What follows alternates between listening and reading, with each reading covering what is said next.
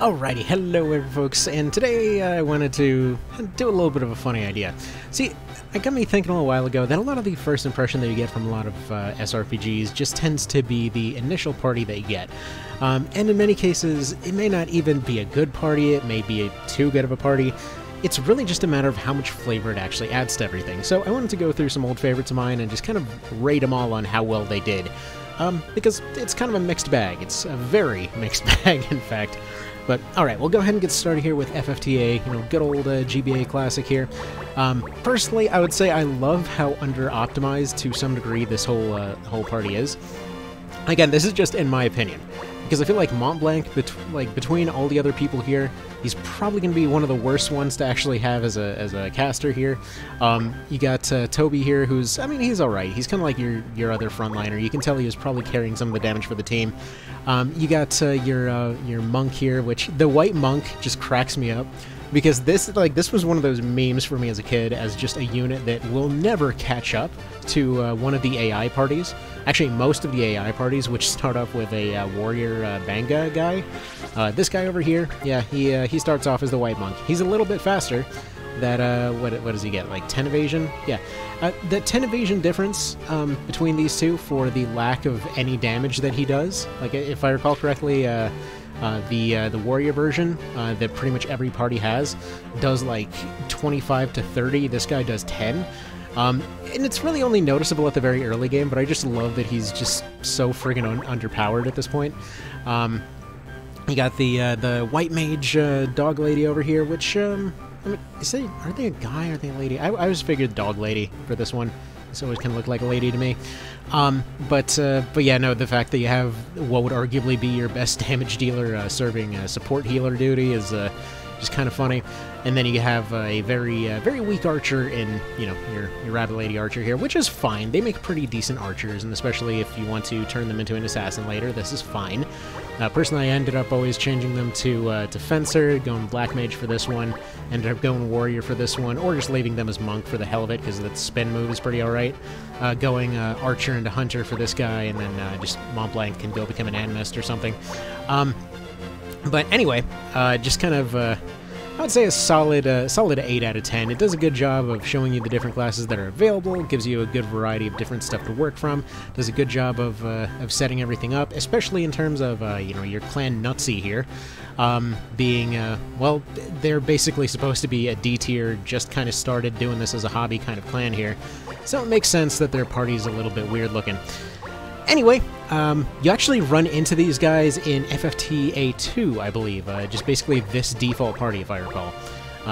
With, I believe, Mont Blanc leading it, if I'm not mistaken. But it has been so long since I did that little side quest, or did a full run of A2. But anyway, moving on to that one next. Why, yes. Yes, we are just doing this off a camera. I don't know why you'd question this. Anyway, so yeah, this is the one that you actually start off with there, which just cracks me up because it's so close to the one that I was just talking about. You got a thief guy over there for your little Moogle guy. You got archer, presumably going into hunter for the human guy. You got warrior for the banga, and then you got healer for the rabbit. You got black mage doggy here. It's just funny, like the fact that Sid's supposed to be a way better leader for these guys. Suddenly they're showing up a pretty decent bit more optimized than the last one. Again, I know it's questionable. It just cracks me up. I love it. Moving on. Alright, so next up we get Ogre Battle, March of the Black Queen. Now, one question I've seen come up before is Ogre Battle even an SRPG? And yes, to be completely blunt, I believe the confusion usually lies in the fact that usually when you play an SRPG, the overall mechanics are you move to location, push a button, attack the thing. In this case, basically, the attacking is handled automatically. Your actual moving and attacking and whatever else is kind of the step beforehand. You send somebody out in a general location, or in this case, in the PS1 version, you send them out on a whole complex route of different waypoints, and then try to get matching parties and, formations that'll work well in any given situation, that kind of thing. This party is definitely not an example of that. But as far as starting parties go, this is, as far as I'm concerned, the quintessential starting party experience. Because here's the thing. You start off with your leader, this is always guaranteed. However, the leader will essentially be a mix of, well, a few different classes depending on what your starting questions are. So A, you're basically starting off with an almost randomized party. You start off with an almost randomized leader, you're starting off with a bunch of almost randomized equipment all over the place. So already, it's going to be pretty chaotic. However, whether your leader is a caster or fighter or whatever else, they're always going to be pretty dang awesome. In this particular case, I believe they have a essentially a exercising melee attack in the front row here and a AoE ice burst in the back. However, you start off with a pretty solid mix of not quite advanced units, but like slightly advanced units. So you have some knights like these guys over here that are leading parties.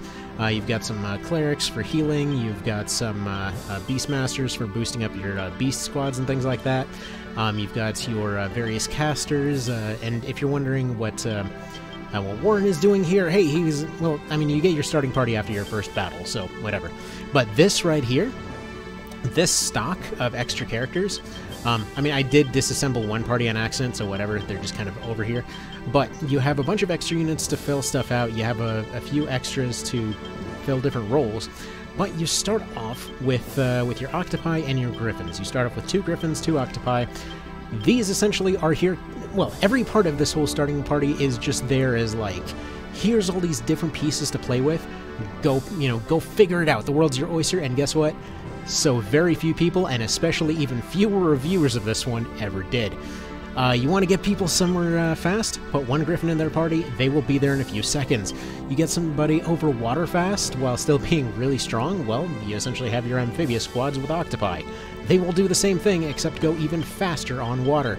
You can just imagine several knights and a wizard surfing on an octopus, or, you know, a necromancer and several archers and a friggin' samurai just flying around on a griffin. It's just amazing if you think about it. But anyways, whether you need ranged guys, whether you need magic-y guys, whether you need, like, you got your dogs over here and your octopi with a crap ton of attacks, like, 2 octopi and a beastmaster is ridiculous. That is 8 front row boosted attacks. That's just gonna annihilate somebody. Anyway, point being, this is, like, as far as I'm concerned, 10 out of 10. Starting parties were never done better than March of the Black Queen. Moving on. Alright, so to give a quick rating on those previous 2, by the way, it just occurred to me I forgot to do that. So yeah, FFTA, solid 8 out of 10. FFTA 2, a solid 9 out of 10. And a solid 10 out of 10 for March of the Black Queen, because holy crap, that starting party is awesome. Now you might be saying, wait a minute, this does not look like a starting party. Why on earth are you fighting stuff in the Tactics Ogres here? So, original Tactics Ogre, its starting party is quite possibly one of the lamest things I've ever seen. This game is legendary for a dang reason, but hot dang does that starting party suck. For those unfamiliar, basically all it consists of is 8 soldiers. 8 basic soldiers with no, additional options from there. They essentially come in 2 different loadouts, apparently optimized for maximum confuser. Basically, you have 4 Amazons, so the female soldiers, and 4, just warriors, so the male soldiers. And the reason that this is confusing is because you'd think, okay, if you're going for stereotypes from the previous game, March of the Black Queen, you'd probably want something along the lines of, having your Amazons coming in with bows and shields, and then you have swords and shields for your other guys. Okay, we're getting some consistency there.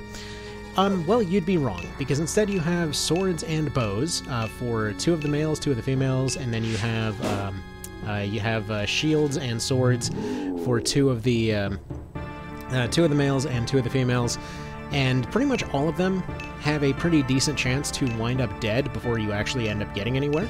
They are functionally speaking, well, it's basically XCOM, to be honest.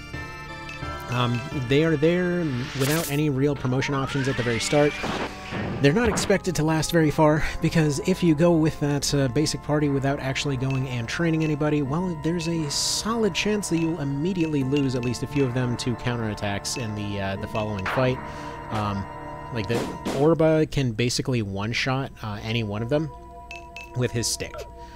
Does that necessarily make sense? Not really, but again, this is just like really old-timey SNES jank kind of stuff. That's why I didn't even bother showing the party, because it's literally just 8 basic units. And especially the number of them feels a little bit odd, because you pretty much immediately get several other units, meaning you're going to have some bench warmers, And in a game like this, you don't necessarily want to have that many bench warmers. There's a training mode to keep everybody, you know, trained up and all that kind of thing. And you technically can go and just do the stone approach. You know, for anyone that's ever played this and didn't know what that means, basically almost every unit can throw a stone, so you just basically have them throw stones at the highest level thing they can find, and there you go, done deal. They're suddenly getting experience without actually being in danger in any way. Really okay way to get units leveled up. But still, all the same, it's not really the most ideal way to go about stuff.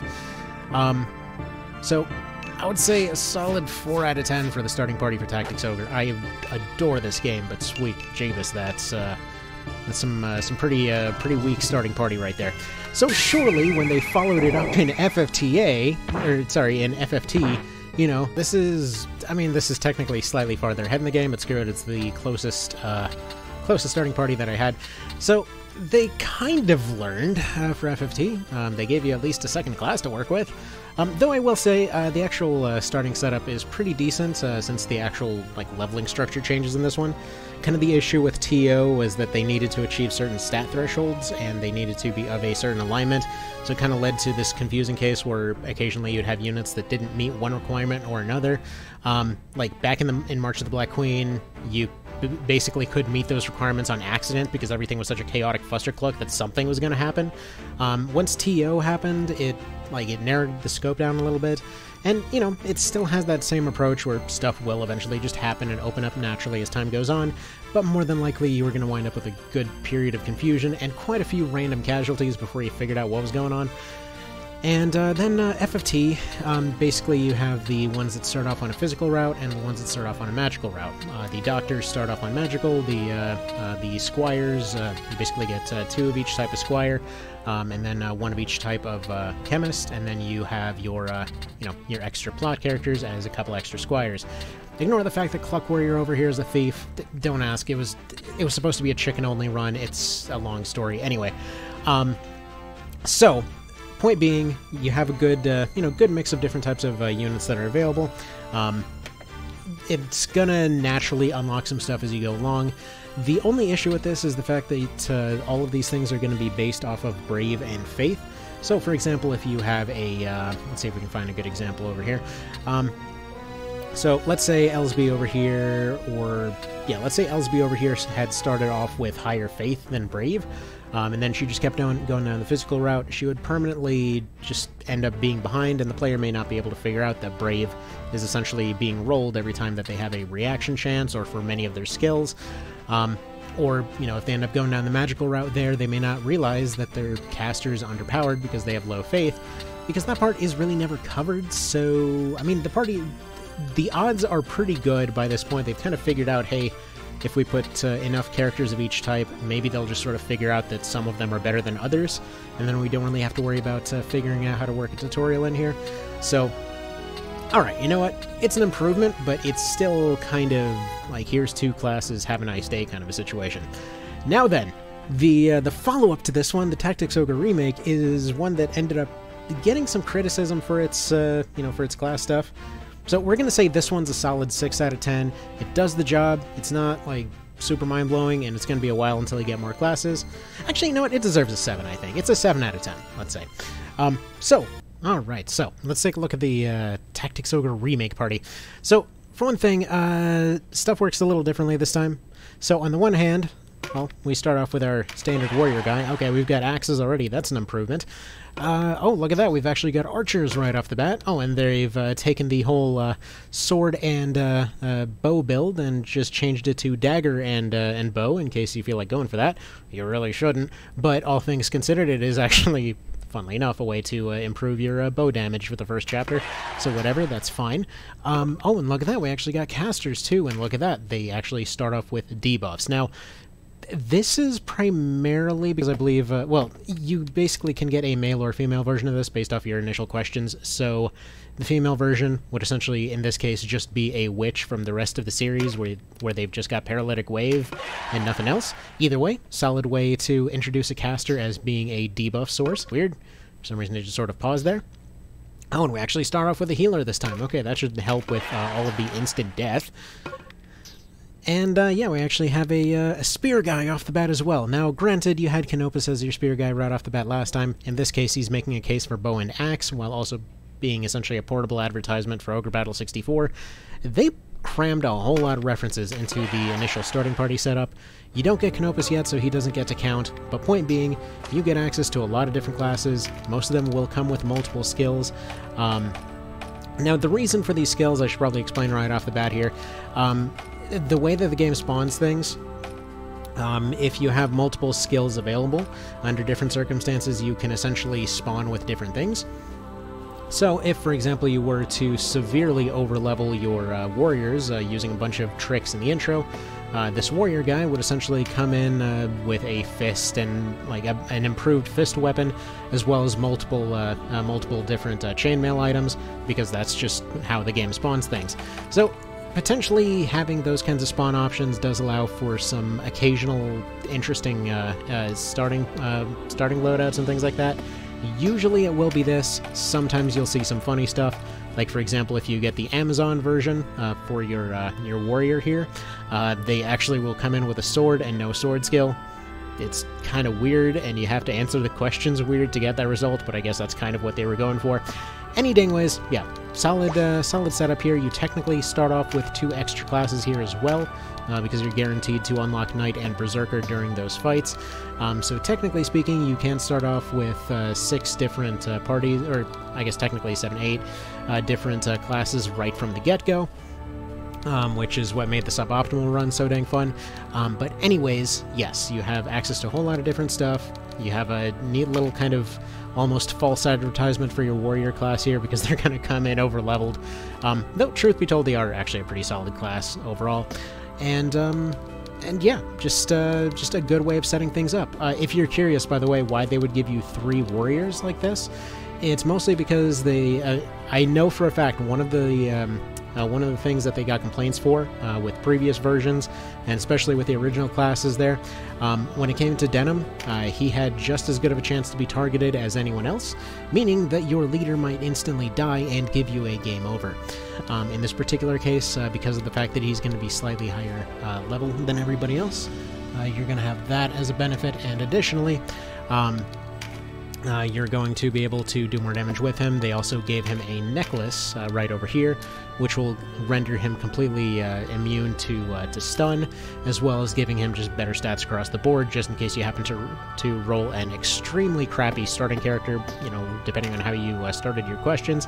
In this particular case, wound up with a guy that was strong, high vitality, and high intelligence. But anywho, you know, solid 9 out of 10 in my book. The only thing that keeps it from being a 10 out of 10 is just the fact that, technically speaking, you're going to level up slower on account of having more classes in this one. Though, for anyone that, again, has been watching the suboptimal run, that's not necessarily a deal breaker. It's really just what you make of it, but that describes the entire Ogre series in a nutshell. Alright, moving on. Alright, so pardon the slightly crispy sound for Ogre Battle 64. Frankly put, it's one of these ones that doesn't necessarily want to emulate on a Ffta, but dang it, you can make it work. Alright, so personally, I feel this is a 10 out of 10 right out of the bat. You know why? Because, like, okay, this right here, you may notice this is a couple fights in, whatever. It doesn't really matter. I don't feel like going through the entire intro because I don't have enough time right now, but this whole setup here actually gives you, like, a full friggin', like, Milan type of intro montage and everything else for your entire party. Gives you a whole setup of all of them going through all their classes together, and, you know, all your different units and how they were all training to join this battalion and everything else. It's just wonderful, quite frankly. It is just absolutely awesome. Like March of the Black Queen, you start off with a bunch of various units from all kinds of different places and all that. You actually have a couple other little side squads that end up joining you once your full party joins up here. Like, you got Dio with his kind of fairly standard squad here. You got Leia here with her lady squad that end up joining you. I consider them part of the starting party because, well, I mean, you're always going to start off with your extra commanders in most of these games, but in this case, they pretty much join you almost immediately. But you start off with a smaller group of units when it comes to 64, but yeah, it's kind of made clear to you right from the very start. all of your people have been training to be leader units. They've been basically training to do what they can to actually lead their own squads, and that's when they start you off with a few of these guys here. You know, they actually show you that your own people have gone through their training, they're working up their own trainees, they were these guys, they became these guys. Oh, it's so good. It's so good. It's a solid 10 out of 10 in my book. It's just so good how they did that. Any dang ways, yeah, you actually start off with a few random items in this one to allow for other kind of class unlocks as well. You don't start off with a dragon, though, interestingly enough, I just sort of found this guy, I believe, pretty much at the intro, so whatever, you can just sort of have a dragon, I guess. And, yeah, that's kind of about that. Solid 10 out of 10. It's really hard to do anything better with that, aside from making this UI not god-awful to use, but, as far as actual party, as far as actual showing off of game mechanics, as far as just giving you general availability and function and everything else from your starting party, just beautiful. Anyway, moving on. Okay, so, for reasons I completely don't understand, RetroArch has decided that it will just simply not load my save file for Night of Lotus. Now, anyway, starting party for this one, solid, I would say solid 9 out of 10 in my book. Basic deal is, depending on your answers at the very start, you will have a party that will complement your leader. You'll always have your 2 guaranteed male and soldier, female unit, or sorry, male and female soldier units, who will always be Alos and Floros, but then your other 2 are going to always be there as a complement to your leader, like I said. So, for example, if you have a leader that you can have a leader that's either really strong, really fast, or really smart, basically whichever way you end up going in this game, and you can wind up with some combination of either a cleric, a ninja, a wizard, or an archer. And yeah, they are like this little 5-man band here. This was my Mass Effect growing up, like just starting over, seeing what can be done with just these 5 characters. The way that you have an 8-man party limit that ended up naturally, essentially meaning that you only had to start choosing different units for your party, either A, if you wanted to at the very start, or B, once you actually got around the mid-game. It just felt really natural in terms of progression. The fact that you started off with a whole bunch of different options for, you know, for weapons and items and whatever else, depending on these initial questions. The fact that there was an emblem system that helped back this up. Like, you can have a main character that does more damage than anybody else with his fist, just by selecting longevity at the very start. Or you can have somebody that's a really good negotiator. Or you can have somebody that's just really, really good at constantly defying the odds. It's just fantastic how many different potential starts there are to this. Even though the actual starting core party is not really that different, it really just feels like a whole new adventure every time you go through it. So yeah, definite 9 out of 10. The only reason that I'm not saying it's not a 10 out of 10 is because, quite frankly, you're almost objectively, like, once you look at the numbers, it's objectively better to go with the strength route. But yeah, the agility and intelligence options are pretty fun too.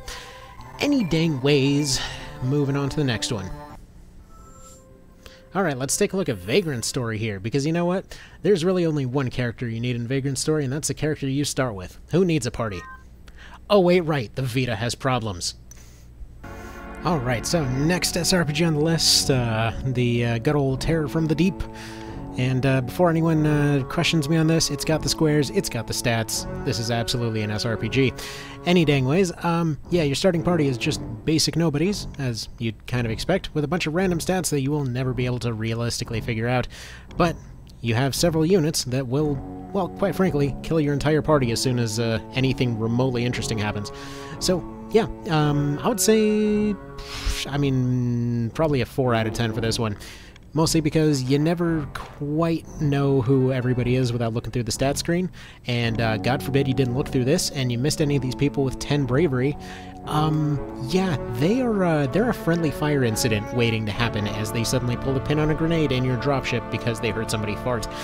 Alright, moving on. Alright, and then the last one we're going to be taking a peek at here today is going to be good old MG Acid 2, one of the most surprising things I actually rediscovered last year, because I completely forgot that these 2 games existed. Objectively, you really should just play MG Acid 2. 1 is alright. 2 is just better in absolutely every single category. Like, from design to balance to pace to just absolutely friggin' everything. Only bother with 2. The main difference is, Acid 1 was apparently a launch title for the PSP, whereas Acid 2 was basically after they had already figured everything out. Any dang ways, yeah, this one's beautiful. Basically, your starting character in this one is absolutely ridiculous. Now, granted, this is New Game Plus, and everything is absolutely insane, and this was a challenge run that I never should have started. Yeah, never try a kill-all New Game Plus on this game, because, yeah, it's incredibly hostile. But point being, since Vagrant Story won't launch for whatever bizarre reason, this will have to be its stand-in, because this is, as far as I'm concerned, the modern version. Wherein, yeah, you have an SRPG with one character, and that character is, well, the pretty much absolute embodiment of a badass that can't figure out how dressing with any reasonable clothes works. But yeah, if you wanted your starting character to come in with rocket launchers and things, there you go. You got one. And, yeah, just kind of like freeze time, and then you get a second turn for your rocket, and hopefully they don't shoot it out of the air. There we go. I love this game. It's so fun. Boom. Alright, anyway. So, that'll be that for this list. I would say this is probably this and Vagrant Story would be the only ones that are a solid, like, 15 out of 10 as far as your starting party goes. And yeah, going back down the list, obvious 10 out of 10 for March of the Black Queen, 9 out of 10 for... Actually, did I say 10 out of 10? Let's say 9 out of 10 for Ogre Battle 64, just on account of that UI being an absolute mess. Let's say, 8 out of 10 for original FFTA. Actually, no. Yeah, FFTA 2, sorry. And then a solid 7 out of 10 for the original FFTA. Although, you know what? I feel like that should be the other way around, because somehow I feel that that newer party, despite being overall better performance-wise, it just feels like it loses something, Just the overall jank of the original party just feels so dang good. So yeah, we'll say 8 out of 10 for FFTA, a nice 7 out of 10 for FFTA 2, 6 out of 10 for FFT, 5 out of 10 for whatever it was I gave a 5 out of 10 for, 4 out of 10 for the original Tactics Ogre, I think it was 5 out of 10 for FFT. I don't know. You know what? Somebody can go back and actually list these out. Point being, there's a lot of interesting starting parties out there, and I feel like some of the more interesting ones are some of the ones that have nothing to do with your with your actual starting party here. Anyway, you guys have a good one. Take care.